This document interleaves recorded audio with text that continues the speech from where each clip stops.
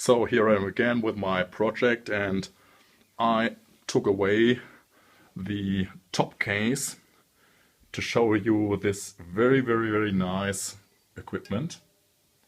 And I want to show you how it looks when it runs. I can do it only on idle for the simple reason, otherwise the oil will go out through whole the room. Okay, let's start it.